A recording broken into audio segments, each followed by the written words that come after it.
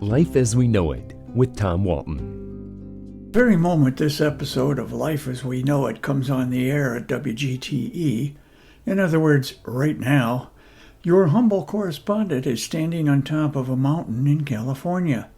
I have pre-recorded these thoughts so that I can take a selfie with my son and daughter in Yosemite National Park, capturing a shot of some of the most beautiful scenery on the planet just over our shoulders. With due care and diligence, we will not fall off the mountain, and we will live to share the experience. If I have badly misjudged the danger involved, this could be my last visit with you. Taking selfies is hardly a new concept. There was a time when we did it with a regular camera, although hoisting my old and heavy Nikon 35mm head high for more than 10 seconds quickly became problematic. At least Ansel Adams used a tripod. Then along came these ubiquitous cell phones, and they were a game changer. That's the good news. Putting yourself into a shot of some of nature's grandest wonders can be awesome. It's also the bad news because taking a selfie can be hazardous to your health. Researchers have even come up with a name for it. Selfie addiction, it's called. Before you dismiss it as some contrived phenomenon worthy of a chuckle, consider this. Over the past 10 years, 432 selfie deaths have been documented worldwide, plus who knows how many unreported injuries. Human carelessness and foolish risk-taking usually get the blame.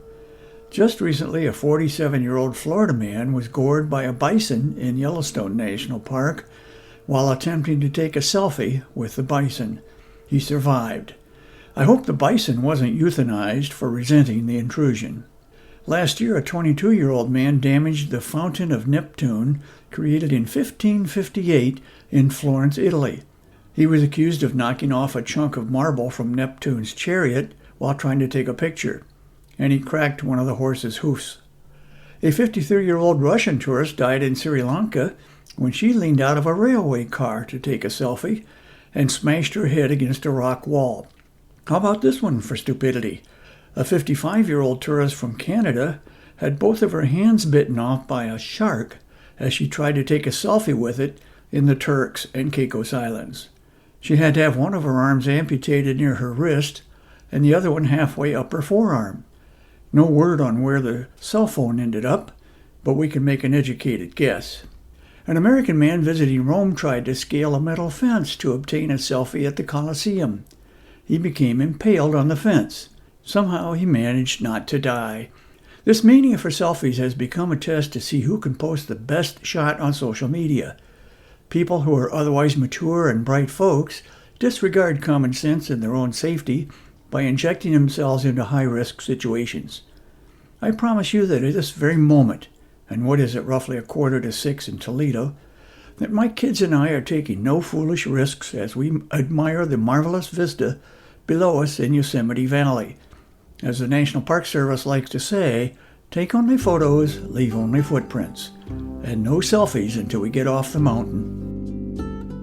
Life as We Know It is written and hosted by Tom Walton and is a production of WGTE Public Media.